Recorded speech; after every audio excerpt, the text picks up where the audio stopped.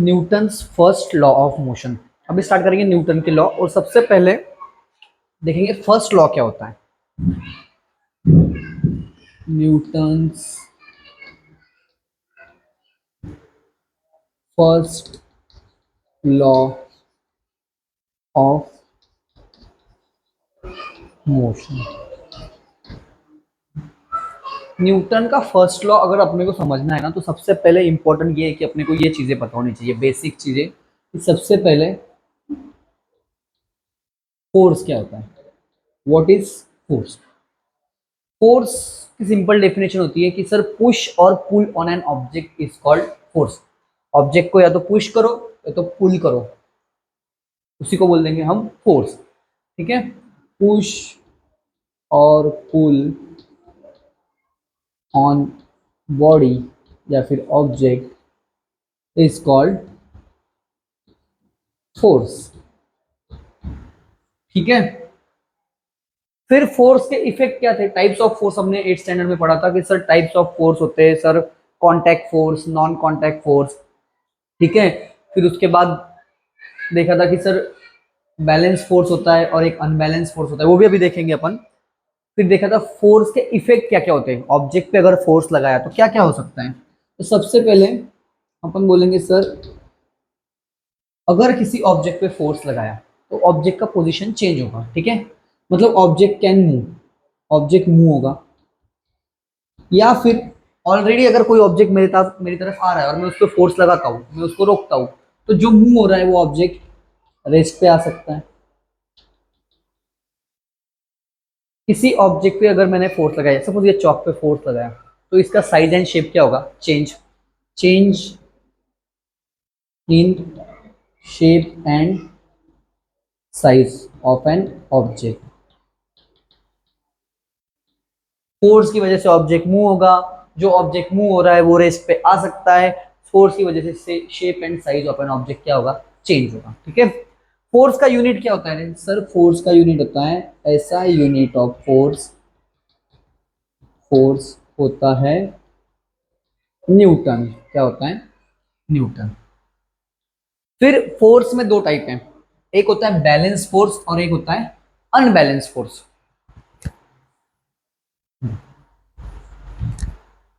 Balance force क्या है, देखो balance force, balance force, balance force यहाँ पे बनाता हूँ, बैलेंस्ड फोर्स। अगर किसी ऑब्जेक्ट पे मैं फोर्स लगा रहा हूँ, सपोज ये बॉक्स है, एकदम सिंपल वे में एक्सप्लेन कर देता हूँ। ये बॉक्स पे अगर मैं इधर से लगा रहा हूँ 20 न्यूटन और इधर से लगा रहा हूँ 20 न्यूटन, तो नेट फोर्स कितना है, टोटल फोर्स कितना लग रहा है? तो मैं लिखूंगा सर यहाँ से 20, ग्रेविटी वाला फोर्स मैं अभी कंसिडर नहीं कर रहा हूँ। ठीक है, तो ये +20, ये -20, force is a vector quantity, ये प्लस है तो ये माइनस है, तो कितना हो गया फोर्स? 0। बॉक्स मूव होगा क्या सर? नहीं होगा। नेट फोर्स कितना है? 0। मतलब two force having equal magnitude and opposite direction, उसको बोल देते हैं अपन बैलेंस फोर्स है। ये फोर्स बैलेंस है सर। ठीक है, फिर अभी एक बॉक्स यहीं पे रेस्ट पे है, सपोज यहाँ पे एक बॉक्स रेस्ट पर है, बॉक्स का वेट लग रहा है नीचे, वेट, और ये जमीन इस बॉक्स पे फोर्स लगा रही है ऊपर के डायरेक्शन में, जिसे हम आगे चल के नॉर्मल फोर्स बोलेंगे। ये भी दो फोर्स बैलेंस है, इसलिए ऑब्जेक्ट मूव नहीं हो रहा है। अगर मैं आपको बोलूं यहाँ पे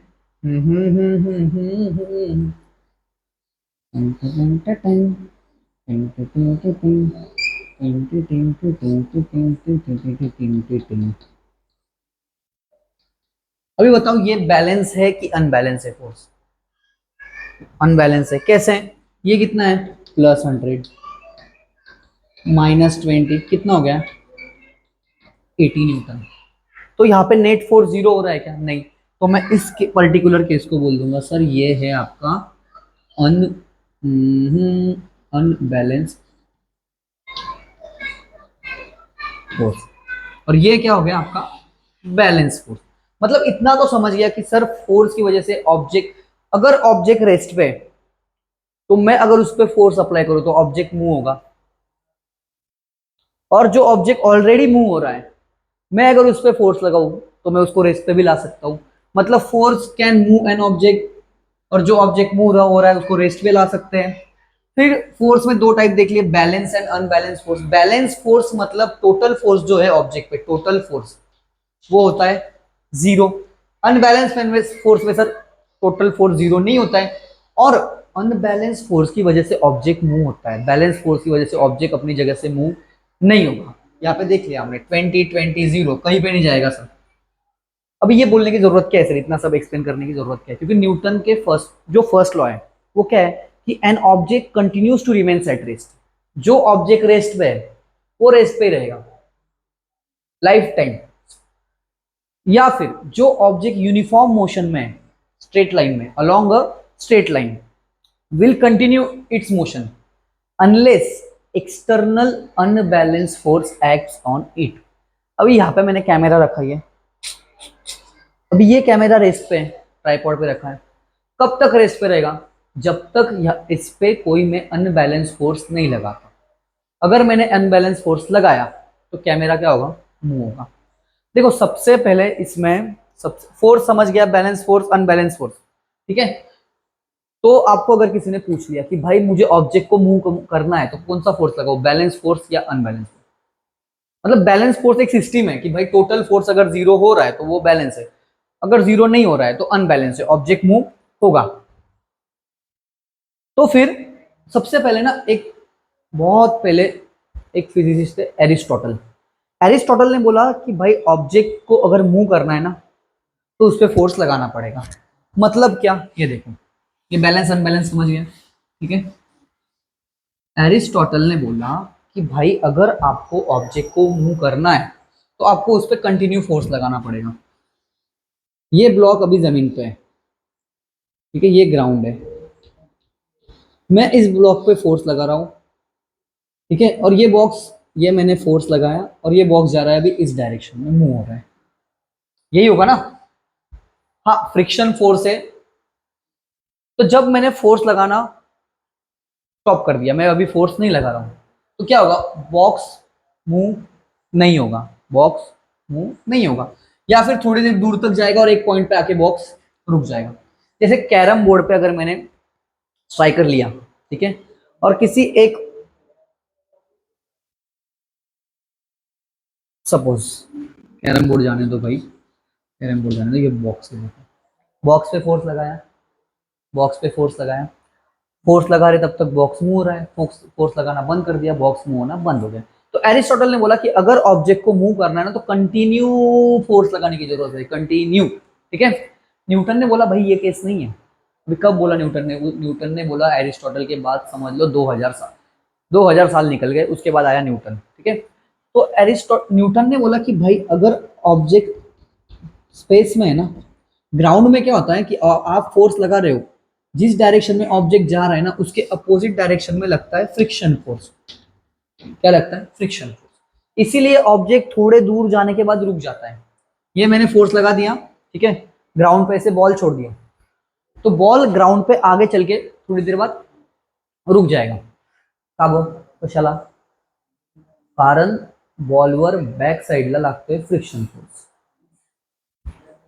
इसलिए बॉल आगे चल के रुक जाएगा। ठीक है सर, समझ गए, अच्छी बात है। न्यूटन ने बोला कि भाई अगर आप स्पेस में हो, अर्थ में तो ठीक, अर्थ पे तो ठीक है, ग्राउंड है, ग्राउंड पे फ्रिक्शन फोर्स लगेगा, एयर का ड्रैग फोर्स लगेगा। स्पेस में क्या होगा? अगर मैंने इस बॉल पे एक बार फोर्स लगा दिया ना, ये चौक है, मैं स्पेस में गया, ये चौक पे मैंने एक बार फोर्स लगा दिया, अभी ये बॉल कंटिन्यू मोशन में रहेगा, कंटिन्यू मोशन रहेगा, क्योंकि स्पेस में इस चौक को रोकने के लिए कोई चीज नहीं है। एरिस्टोटल ने इतना नहीं सोचा था, एरिस्टोटल बोला जब जब तक फोर्स लगाएंगे तब तक ऑब्जेक्ट मूव होगी, फोर्स लगाना बंद कर दो ऑब्जेक्ट मूव होना बंद हो जाएगा। न्यूटन ने बोला ये केस नहीं है भाई, ये तो तुम बोल रहे हो अर्थ पे, क्योंकि अर्थ पे है फ्रिक्शन। स्पेस में, स्पेस के बारे में सोचो, अगर स्पेस में मैं ये चौक रखूं और मैं इसको फोर्स लगा दूं ऐसे, तो ये चौक कंटिन्यू मोशन में आ जाएगा, अभी अभी ये नहीं रुकेगा। क्यों? क्योंकि इसे रोकने के लिए मुझे वहां पे फ्रिक्शन तो नहीं है, अगर मुझे इसे रोकना है तो मुझे अनबैलेंस फोर्स लगाना पड़ेगा, ठीक है। तो न्यूटन ने बोला कि भाई एन ऑब्जेक्ट, लॉ क्या है? An object continues to remain at rest. Object rest पे है, स्पेस में, स्पेस में सोचो, अगर ऑब्जेक्ट रेस्ट पे है तो ऑब्जेक्ट रेस्ट पे ही रहेगा। और if the object is in uniform motion में है along a straight line, uniform motion along a straight line, तो वो वैसे ही रहेगा unless external unbalance force acts on it. अभी एक्सटर्नल ये वर्ड यूज करने की जरूरत क्या है? एक्सटर्नल, एक्सटर्नल, एक्सटर्नल का मीनिंग है सर, अगर मुझे इस चेयर को मूव करना है, सपोज मेरे पास एक चेयर है, मैं चेयर पे बैठ गया, तो मैं चेयर को बैठे बैठे मूव नहीं कर सकता। सपोज ये ट्रक है अपने पास, ये ट्रक है, तो ट्रक में चला रहा हूँ, ट्रक के पीछे आप लोग बैठे हो और ट्रक बंद पड़ गया, मैंने बोला आपको चलो धक्का मार दो ट्रक को, ठीक है, तो आप अंदर बैठे हो वैसे, तो आपने बोला सर एक काम करते हैं सर, हम अंदर से ही धक्का मार देते हैं, तो ट्रक मूव होगा क्या? ऑब्वियसली नहीं होगा सर मूव, क्योंकि अगर मुझे ट्रक को मूव करना है तो मुझे उसको सिस्टम के बाहर से फोर्स लगाना पड़ेगा। मैं यहाँ से फोर्स लगाऊंगा तो ट्रक मूव होगा, अंदर के अंदर नहीं होगा।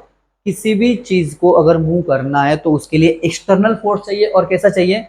एक्सटर्नल चाहिए एंड अनबैलेंस चाहिए।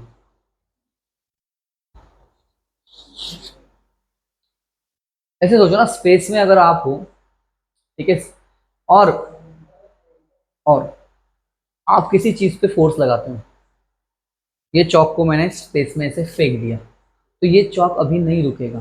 क्यों? क्योंकि ये अभी मोशन में आ गया। रोकने के लिए क्या चाहिए? एक और फोर्स चाहिए, स्पेस में नहीं है, स्पेस में फ्रिक्शन नहीं है, एयर नहीं है, तो ये कंटिन्यू मोशन में रहेगा। ठीक है, लॉ क्या है? लॉ एकदम सिंपल है sir, an object continues continues to remain at rest. Rest पे है, रेस्ट पे रहेगा। यूनिफॉर्म मोशन में, यूनिफॉर्म मोशन में रहेगा, unless external unbalance force acts on it an object continues to remain at rest और in a state of uniform motion along a along a straight line unless external unbalanced force acts on it। ये तो learn ही करना है आपको। An object remains at rest और in a state of uniform motion along a straight line unless external मतलब बाहर से, unbalanced force acts on it। ठीक है, ये हो गया आपका फर्स्ट लॉ। अभी फर्स्ट लॉ के बाद है sir second law. Second law अगर सीखना है तो उसके पहले एक चीज है, वो होती है मोमेंटम। मोमेंटम,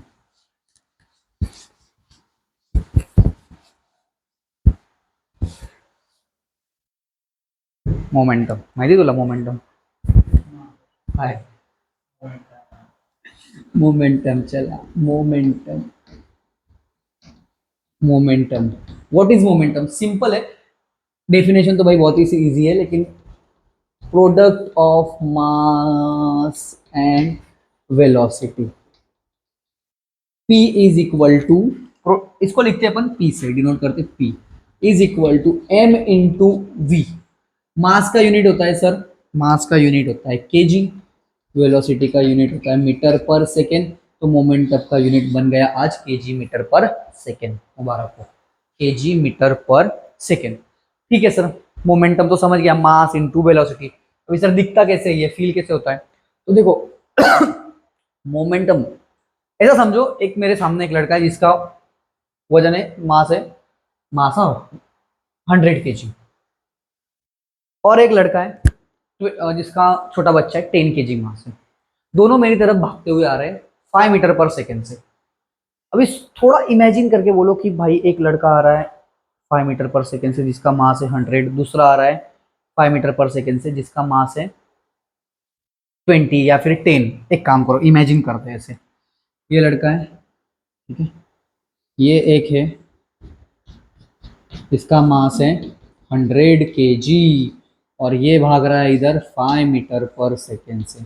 एक दूसरा बच्चा है बेचारा छोटा, उसका मास है 10 kg, ये भाग रहा है 5 मीटर पर सेकेंड।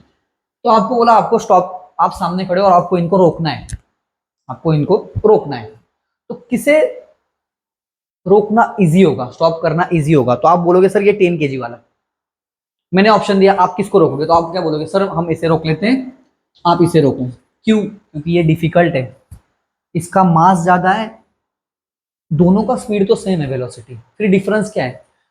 तो मैं बोलूंगा मास नहीं, मैं बोलूंगा भाई इसका मोमेंटम ज्यादा है। देखो इसका मोमेंटम अगर निकाले अपन, यहाँ पे आप खड़े हो इधर, ठीक है,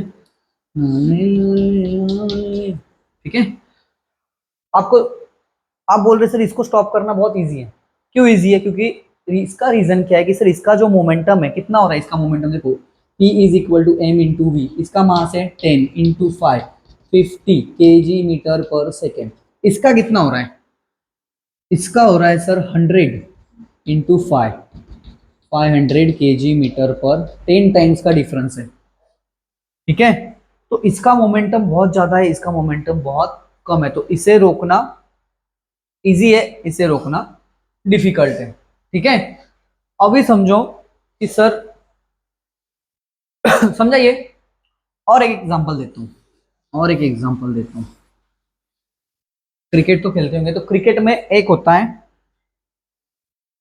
लेदर बॉल, ठीक है, इसको बोलते हैं अपन, ये है आपका क्रिकेट का बॉल, ऐसे सीन होता है उसके ऊपर, ठीक है, क्रिकेट बॉल। फिर एक होता है अपना tennis ball, tennis ball. Cricket ball का मास है कितना था सर? मास के बोल, क्रिकेट बॉल, सपोज इसका मास है कैपिटल एम और इसका मास है स्मॉल एम, दोनों आपके पास v वेलोसिटी से आ रहे हैं, same velocity, both have same velocity. अभी देखो, ईमानदारी से बताना सर किस बॉल को रोकना इजी है, लेदर बॉल या फिर टेनिस बॉल? लेदर बॉल का मास ज्यादा है, टेनिस बॉल का मास कम है। तो आप बोलोगे सर फील भी किया होगा कि सर यार टेनिस बॉल जो होता है वो हल्का होता है, उसको इजीली रोक सकते हैं, लेदर बॉल को रोकना डिफिकल्ट होता है। रीजन क्या है? रीजन ये है कि सर मैं बोलूंगा the momentum, the mass of cricket ball is greater than the mass of tennis ball. क्या बोलेंगे अपन? Mass of cricket ball ball is greater than tennis ball. दोनों का वेलोसिटी सेम है, फिर भी momentum, momentum of cricket ball ball is greater than tennis ball, therefore it is easier to stop cricket ball compared to tennis ball because both have same velocity but mass of cricket ball is greater then mass of tennis ball. जिसका मास ज्यादा, उसके, अगर दो object है और दोनों का velocity same है, तो जिसका मास ज्यादा उसका मोमेंटम ज्यादा, ठीक है। इसको और थोड़ा अच्छे से समझना है तो ऐसा समझ लो, एक और मेरे पास टेनिस बॉल रहता, समझो, जिसका मास है, नहीं ऐसे नहीं, ये मैंने चौक के दो टुकड़े किए, ये टुकड़ा लिया, पहले वाले स्टूडेंट को मारा, फिर दूसरे वाले स्टूडेंट को मारा, फिर तीसरे वाले को ऐसे लिया और एकदम जोर से मैंने हिट किया, तो थर्ड स्टूडेंट को बहुत जोर से चौक लगा। फिर उसने बोला सर मुझे तो बहुत जोर से चौक लग गया। मैंने बोला भाई मास तो वही है, इनको तो नहीं लगा। फिर उसने बोला नहीं सर उनको आपने कम स्पीड में मारा, मुझे आपने ज्यादा स्पीड, ज्यादा वेलोसिटी से बॉल चौक मार के फेंका। मतलब अगर वेलोसिटी सेम ऑब्जेक्ट मास, अगर वेलोसिटी बढ़ गई तो मतलब मोमेंटम बढ़ गया। क्रिकेटर, विकेट कीपर जो बॉल को रोकता है ना, लेदर बॉल को, तो वो हाथ पीछे लेके जाता है। क्यों? क्योंकि लेदर बॉल के पास मोमेंटम ज्यादा है, तो वो उसको मोमेंटम को क्या करेगा? कम करेगा, ठीक है। तो ये होता है momentum, product of mass and velocity. अभी देखो, अब ये सीखने की जरूरत क्या है? मोमेंटम, मोमेंटम सीखने की जरूरत ये है क्योंकि अपने को सीखना है न्यूटन का सेकेंड लॉ। सेकेंड लॉ होता है, क्या होता है वो अभी देखते हैं। ये समझा momentum, cricket ball, tennis ball, product of mass and velocity, ठीक है। सपोज एक ऑब्जेक्ट है जिसका मास है 200 ग्राम, और उसकी वेलोसिटी है 30 मीटर पर सेकेंड। तो इसका मोमेंटम निकालो, तो आप बोलोगे sir P is equal to m into V. तो ये करना नहीं है 200 इंटू 30, 200 को कन्वर्ट करो केजी में, कैसे करेंगे? 200 divide by 1000 into 30, 6 KG metre per second, 6 KG metre per second. ये हो गया मोमेंटम मोमेंटम मोमेंटम। तो अभी कितनी टाइम चला बिल्कुल। तो न्यूटन का सेकेंड लॉ अपन नेक्स्ट वीडियो में देखेंगे, ठीक है। धन्यवाद।